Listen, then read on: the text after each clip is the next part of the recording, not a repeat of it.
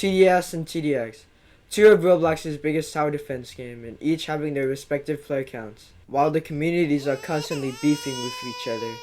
Each game has their ups and downs. Thus we ask, which game is better, TDS or TDX? I'll be measuring this by comparing these games in these 5 categories.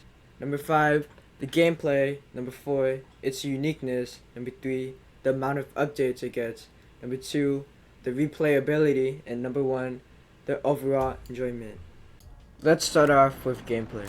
In TDX is moments where you need to specifically do these actions in order to survive. An example of this is in the game mode Intermediate and Expert.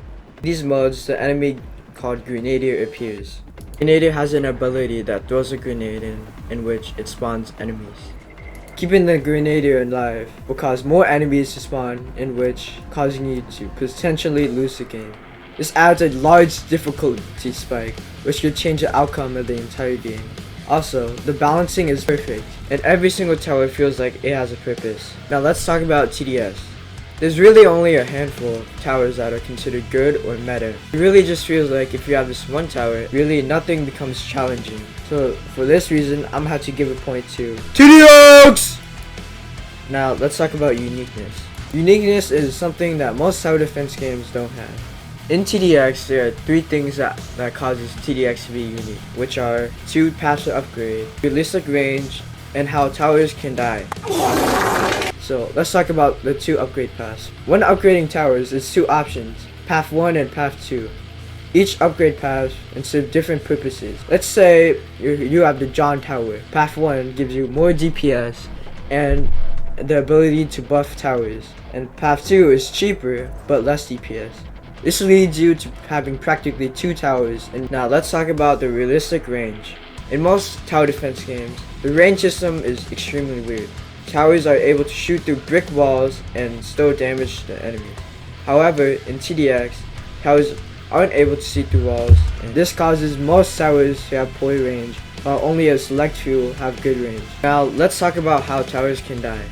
Each tower has a specific amount of health, and if it gets to 0, that tower, Yo, holy shit, he dead! You can spend $9 million on a Juggernaut just for it to die next wave. Now again, this leads to a big difficulty spike, which most tower defense games don't have.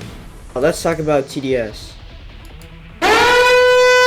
So I'm gonna have to give another point to TDX. Next, let's talk about the updates. TDX has really only got one major update, that being the introduction of the Barak, whereas TDS has gotten multiple.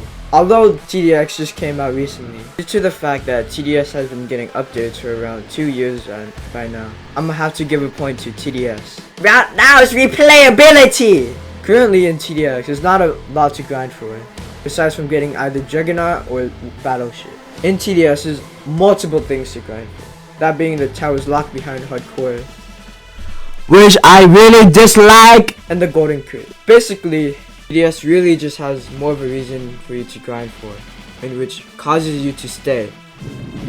So I'm about to give a point to TDS. Last is the overall enjoyment. Well, according to the play count of the game, TDX is winning. TDS only has 9,000, while TDX has what? Guys, can you please subscribe because I want to buy alcohol when I'm 19. Anyways, goodbye.